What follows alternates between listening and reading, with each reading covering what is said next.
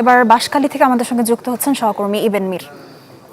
ইবেন, বাঁশখালীর পরিস্থিতি কি দেখছেন বন্যার, আমাদের জানাবেন।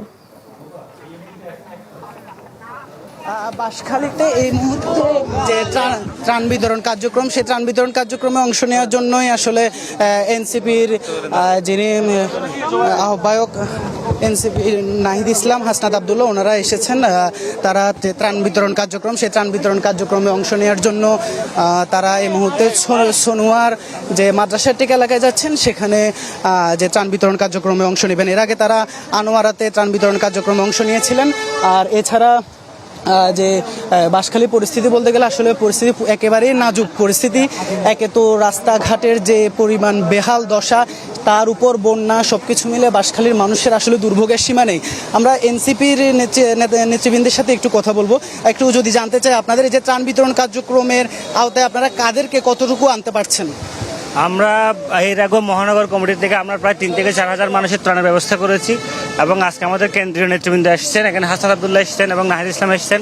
আমরা খুবই প্রত্যন্ত অঞ্চলে, যেখানে বঙ্গোপসাগরের খুবই পাশ ঘেঁষা একটা এলাকায় এসেছি, ছনুয়াই, যেখানে খুবই মানবতার জীবনযাপন করছে মানুষজন, যেখানে রাস্তাঘাটের ঠিক নাই, কোনো ঘরের মধ্যে মানুষ নাই, সবাই সাইক্লোন সেন্টারে আশ্রয় নিয়েছে।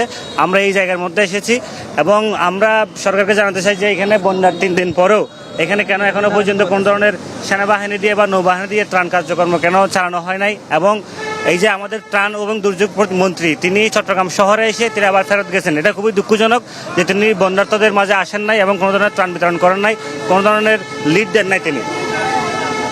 শুনছিলাম আসলে আমরা যে যানবাহনটি যে ট্রাকে আছি, সেই ট্রাকেই মূলত নাহিদ ইসলাম এবং হাসনাত আবদুল্লাহ তারা ত্রাণ নিয়ে ট্রাক যোগে যাচ্ছেন। তারা সেখানে সাধারণ মানুষের সাথে কথা বলবেন, বানভাসী মানুষ যারা আসলে দীর্ঘ 7 দিন ধরে যারা আসলে পানিবন্দী, সেই পানিবন্দী মানুষের সাথে কথা বলার পাশাপাশি তাদের হাতে ত্রাণ তুলে দেবেন। এরপরে তারা পেকুয়া যাওয়ার কথা রয়েছে, সাতকানিয়া যাওয়ার কথা রয়েছে। সব কিছু মিলিয়ে বলতে গেলে বাঁশখালীর যে পরিস্থিতি, সেটি একেবারেই নাজুক।